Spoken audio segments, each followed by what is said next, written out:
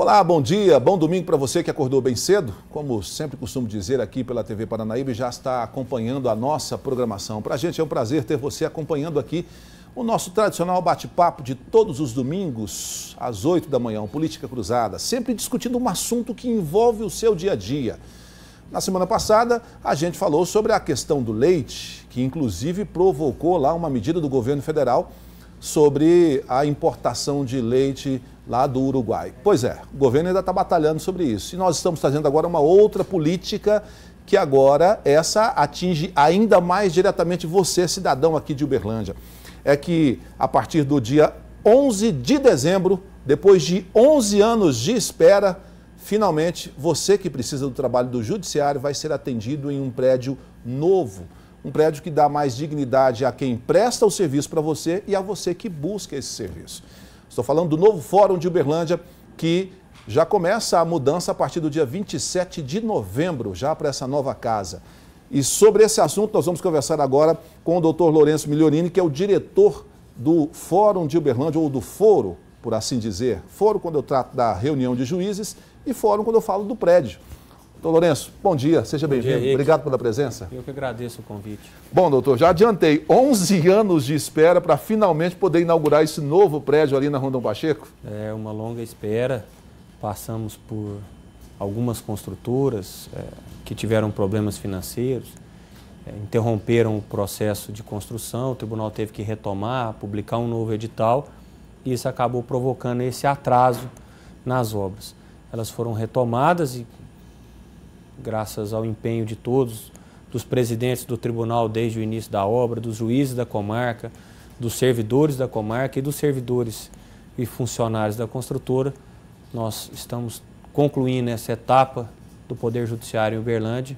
Como você já adiantou, iniciamos a mudança em 27 de novembro e esperamos finalizá-la dia 10 de dezembro para no dia 11 atendermos a população num espaço renovado, um espaço ampliado, que, como você muito bem disse, dará dignidade não só a quem presta o serviço judicial, mas principalmente ao destinatário desse serviço judicial.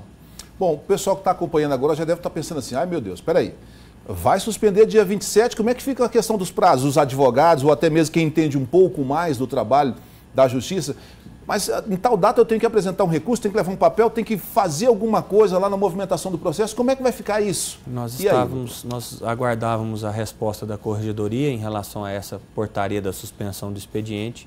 A Corregedoria nos deu essa resposta ontem e nós publicaremos essa portaria o mais rápido possível, acredito que amanhã, e informando aos advogados, aos jurisdicionados, darei ampla publicidade a essa portaria em relação à questão da suspensão dos prazos, como que fica o atendimento das medidas urgentes.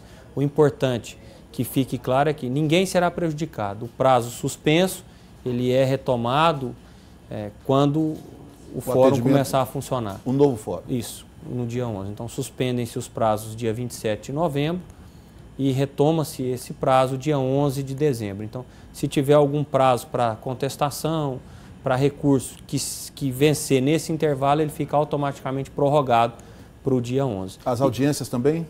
As audiências urgentes, cada juiz poderá fazê-la desde que informe às partes e aos advogados que assim o fará, para que não ocorra nenhum prejuízo a nenhuma das partes. E as medidas urgentes, liminar, busca e apreensão, liberdade provisória, todas todas as medidas tidas como urgentes pela legislação processual continuarão sendo atendidas normalmente. Traduzindo para você que está acompanhando, alimentos é quando uma mãe busca pensão alimentícia para o filho e é a questão de urgência ou remédio ou alguma coisa dessa natureza, o juiz vai poder analisar sem problema nenhum. Ou o pai que foi preso porque não pagou os alimentos. Não pagou e também... Se pagar pode ser solto. Exatamente. Às vezes faz o pagamento, mas aí precisa da decisão do juiz lá para que seja libertado. Então, essas medidas continuam sem problema normalmente. Nenhum. A gente sabe que eu acompanhei a história do fórum e eu sei que ele foi inaugurado lá em 77, o fórum onde se atende hoje, né?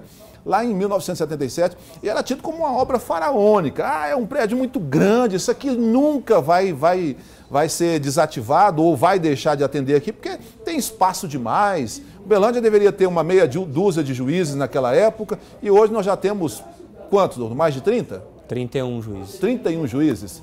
E aí, está deixando. Sei que não gostariam porque o prédio foi criado exclusivamente pensando nisso, mas hoje está deixando, está vindo para um espaço maior, está deixando aquele prédio.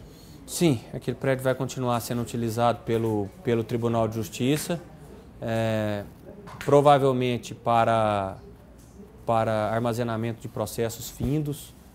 E a estrutura, hoje nós temos 31 magistrados aqui, distribuídos entre as mais diversas competências, e todos serão abrigados no novo fórum. E esse prédio ele já tem uma perspectiva de crescimento, então ele já suporta todos os colegas que hoje já estão trabalhando na comarca, e ele ainda tem um espaço de crescimento de 50% da nossa capacidade hoje. Então nós temos 31 e ele tem mais 17 varas previstas com espaço para a instalação dessas 17 varas. Então eu imagino que num universo aí de 30 anos, que nós estamos falando de 40 anos, de 77 até hoje, dentro do universo de 30 anos nós não precisaremos nos preocupar com espaço físico para abrigar o Poder Judiciário na comarca. Até porque também, se não me engano, que já foi aprovado lá pela Assembleia Legislativa, deve ter alguns anos, eu não lembro bem a data, que havia a possibilidade... Mais 11 varas para Uberlândia? Mais 11 varas. E a cidade já comporta isso, doutor? Já tem essa... Se a gente pudesse falar hoje em números de processo por juízes, já que a Assembleia criou a possibilidade do tribunal abrir para Uberlândia mais 11 varas, mais 11 juízes, nós temos já capacidade para ter tudo isso? 2 dessas varas foram transformadas em juiz de direito auxiliar. Então, nós temos hoje 8 ou 9 varas previstas para instalação. A questão de instalação de vara, ela passa diretamente por uma questão orçamentária. Até 11 de dezembro, ela passava por uma questão de espaço físico. A partir de 11 de dezembro, ela passa por uma questão de orçamento. O impacto da criação de uma vara no orçamento do tribunal. E a Assembleia Legislativa fez isso não apenas para Uberlândia, ela fez isso para várias outras comarcas do Estado. Então, o impacto da criação de todas essas varas para o tribunal, ele é muito grande. E como você discute sempre aqui no Política Cruzada, que eu assisto todos os domingos pela manhã... Que bom, sou grato. O país, não só Minas Gerais, o país passa por um momento econômico difícil. E isso impacta no orçamento do tribunal, porque o tribunal, o orçamento dele é derivado do orçamento do executivo. Nós temos uma parcela que tem que ser repassada pelo governador do estado. Então, quando Minas Gerais entra em crise econômica, o Poder Judiciário também entra em crise econômica. E isso impacta na criação dessas varas. O número de processos por juízes, ele varia de acordo com a natureza da vara. Então, você tem as varas de fazenda pública, que tem uma enormidade. Cada colega deve ter hoje mais de 40 mil processos. Então, cada um. É muita coisa. É muita coisa. Mas você vai para as varas criminais, uma média de 4 mil processos por juiz. Você vai para as varas cíveis, 8 mil processos por juiz. Você vai para as varas de família, 4 mil processos por juiz também em média. Você vai para a execução, 4 mil processos. Então, a natureza da vara influencia na quantidade de processos. E óbvio que seria muito bom se nós tivéssemos uma ampliação no número de varas.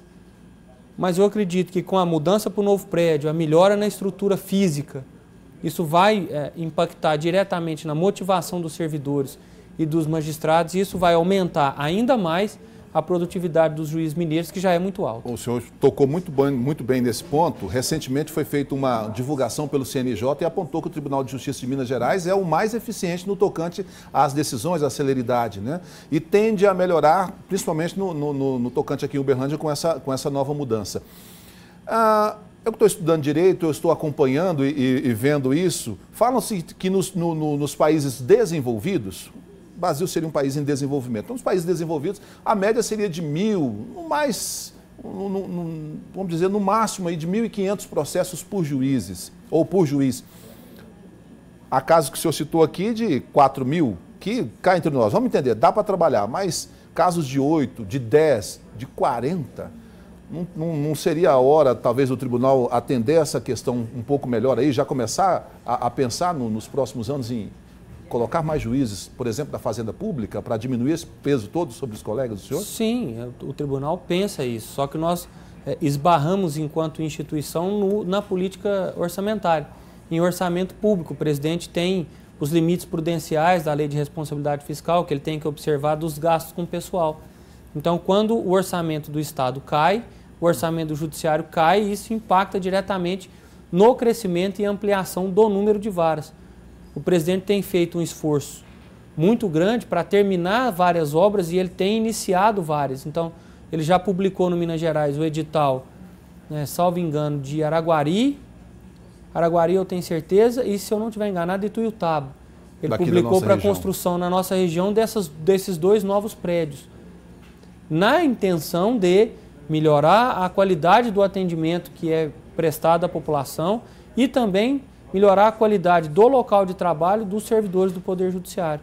Então, isso, a ampliação do número de varas, esbarra na questão orçamentária e também esbarra numa questão de cultura, que a nossa população, e aí eu me incluo nessa questão, ela é extremamente demandista. Nós ainda enquanto nação, não desenvolvemos a cultura de tentar resolver as coisas através do diálogo, através da conciliação.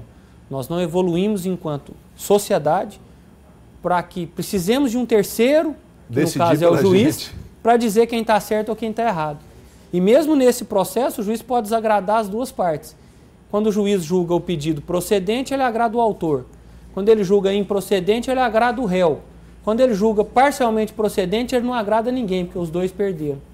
E os dois ganharam ao mesmo tempo. Então, nós precisamos evoluir enquanto sociedade. Evoluindo enquanto sociedade, eu acredito que nós chegaríamos nesse número de 4.000 processos, é suficiente. Acho que é bem razoável você trabalhar com 4.000 processos, é bem razoável.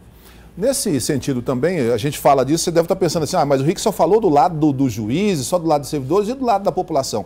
É isso que o doutor acabou de dizer. Se você diminui esse número de processos, sobra mais tempo para o juiz poder analisar melhor as questões, os processos e dar mais decisões por dia, no objetivo de diminuir a fila de espera, né? Hoje, qual é a média de decisão de um juiz e qual seria a média considerada ideal? Rick, como você bem disse, o CNJ recentemente publicou uma pesquisa e o Tribunal de Justiça de Minas, entre os 5 maiores tribunais do país, que ele considera Minas, São Paulo, Rio Grande do Sul, Bahia e Paraná. Ele considera os 3 do Sudeste, Bahia e Rio Grande do Sul. Paraná não, ele considera os 3 do Sudeste, Bahia e Rio Grande do Sul. Minas foi o que teve a maior produtividade. A grande questão que impacta esse crescimento do acervo é que os juízes hoje das varas cíveis, que é a grande massa de processo hoje que nós temos, eles recebem uma média de 250 a 280 processos por mês. Por mês. E eles conseguem produzir 220, 230 sentenças por mês. Então há um acúmulo. Quando você divide 280 por 20 dias úteis, o juiz recebe quase 14 processos novos por dia.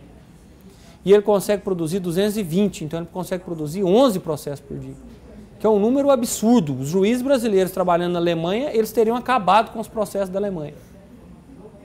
O juiz brasileiro trabalhando na Alemanha, ele acabaria com os processos da Alemanha.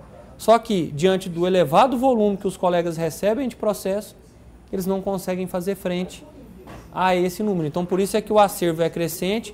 Você vê juízes trabalhando sábado, domingo, até 8, 9 horas da noite, e mesmo assim, eles não conseguem fazer frente à demanda.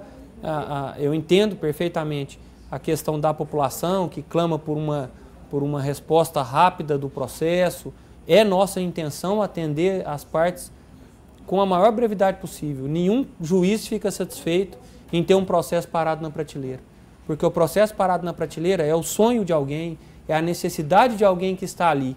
E isso nos angustia. Colocado. Isso nos angustia. Nenhum colega fica feliz de ver um processo parado na prateleira. Ele queria dar a sentença, resolver aquele processo para que as partes pudessem seguir a sua vida. Só que, diante do elevado volume, nós não conseguimos fazer. A gente vai fazer um breve intervalo, o bate-papo tá bom, na sequência a gente continua com esse e eu vou falar sobre outro assunto também muito importante para a região. Não saia daí.